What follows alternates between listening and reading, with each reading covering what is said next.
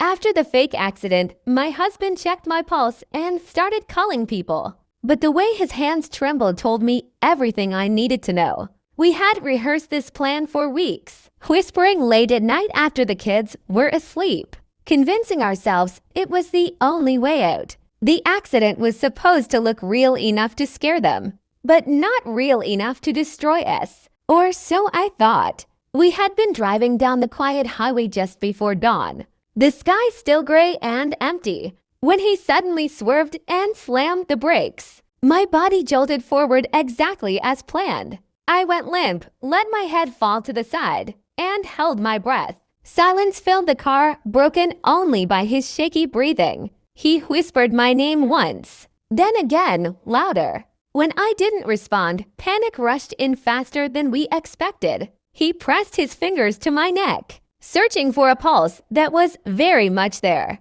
though I kept it hidden beneath stillness. "That's good. That's good," he muttered, though his voice didn't sound convinced. Then he pulled out his phone and started calling people. That wasn't part of the plan. First, he called his brother. His voice cracked as he said there had been an accident, that I wasn't waking up. Then our neighbor. Then someone else I didn't recognize. Each call made my chest tighten. This was supposed to be controlled, clean, just enough to make a point. As he spoke, I realized something terrifying. He wasn't acting anymore. I remembered how this all started months earlier, when the threats first came. The money we owed wasn't small, and the men who wanted it didn't believe in patience. They had already shown up at our door once, smiling politely while their eyes searched our living room like they owned it. After that, sleep became impossible. Every sound outside felt like danger. The fake accident was my idea. If they believed I was dead or near it, they would stop pressuring us. They wouldn't squeeze a family already crushed by tragedy. At least, that's what we told ourselves. Back in the car, my husband ended a call and leaned forward, resting his forehead on the steering wheel. I felt a drop of water hit my hand, a tear. That was when guilt hit me harder than any crash ever could. He whispered, "Please don't leave me." And for a second, I almost moved, almost ruined everything. But then headlights appeared in the distance. Someone was slowing down, too fast. A car pulled over behind us. A stranger stepped out and walked toward us, asking if everything was okay. My husband jumped out, waving his arms, saying there had been an accident and his wife wasn't responding. I wanted to scream, to tell him to stop, but it was too late. The stranger called emergency services. Sirens came sooner than I expected. When the paramedics arrived, they moved quickly, professionally. One of them checked my eyes with a light. Another pressed on my chest. I couldn't hold it anymore. My breath escaped in a sharp gasp. "She's alive," someone said.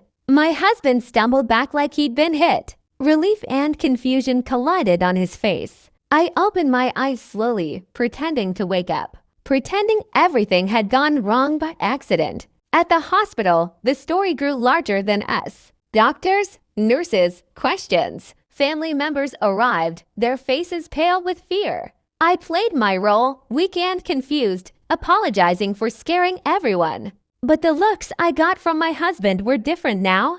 Not relief, not love, fear. That night, after everyone left, he finally spoke. "You said this would be simple. I didn't think you'd call anyone." I replied softly. "I thought you were dying," he said. I couldn't just sit there. That's when I understood the truth we'd been avoiding. We weren't built for lies this big. We weren't criminals or masterminds. We were just two tired people trying to protect our family. And we'd chosen the wrong way. The next morning, a man I recognized from the dead visits showed up at the hospital. He brought flowers. Too many flowers. His smile didn't reach his eyes. "I heard about the accident," he said calmly. "Very unfortunate." I knew then the plan had failed, completely. Weeks later, after deals were renegotiated and favors exchanged, we survived but not without a cost. We sold the house, moved cities, Started over smaller, quieter, poorer, but safer.